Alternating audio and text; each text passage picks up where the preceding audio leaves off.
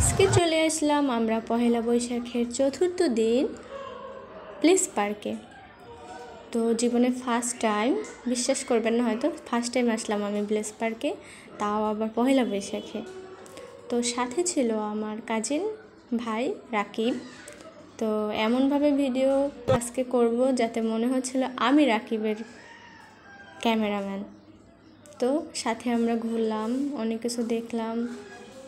এই যে বন্দুক দিয়ে শ্যুট করা, যে বেলুন শ্যুট করে, এটা আমি পারতেছিলাম না, এই জন্য ভাইয়া আমাকে দেখাই দিতেছিল বারবার। এই যে ভূতের এখানে বারবার রাকিব যেতে চাইছিল, আমি যেতে দিচ্ছিলাম না, বলতেছে আমি নাকি ভয়ে ওর ঘাড়ে উঠে বসবো, এই জন্য আর ভূতের ওইখানে দেখা হইলো না। তো আমরা কসমেটিক দেখলাম, এই আপু হাতে বেলুন নিয়ে দাঁড়িয়েছে, ওইটা আমি ওকে রাকিবকে বারবার বলতেছিলাম যে দে ওইটা, আমি ওইখানে একটা ছবি তুলবো, কিন্তু ও সাহস করে বলতেও পারে না, আর আমাদের ছবি তোলা হলো না। এই ভাই আবার বাস নিয়ে কোথায় যাইতেছে। যাই হোক, আজকে আমি রাকিবের ক্যামেরাম্যান, রাকিবের পিছনে পিছনে হাঁটতেছি। তো মাঝে মাঝে ও এত লম্বা, আমি নিচে নিচে মানে একদম লুকাই থাকি, ও আমার খোঁজে। তো এরকম অবস্থা। তো এখানে একটা শপিস নিব আমার রাকিবের বোনের জন্য, তো শপিস দেখতেছিলাম আমরা। তো এখান থেকেই একটা পছন্দ হইলো, নিলাম।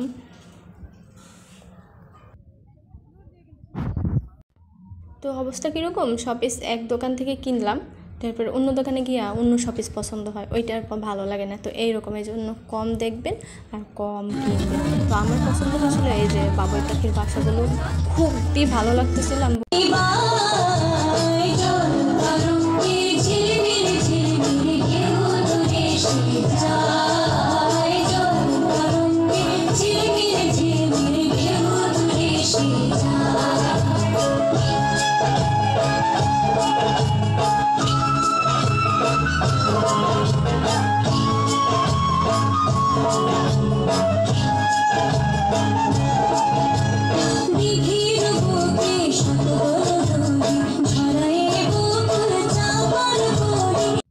বিনোদন শেষে আমরা চলে গেলাম হচ্ছে মুভি দিতে। তো রাকিব আজকে লাভের মধ্যে কী লেখে সেটাই আমার দেখা।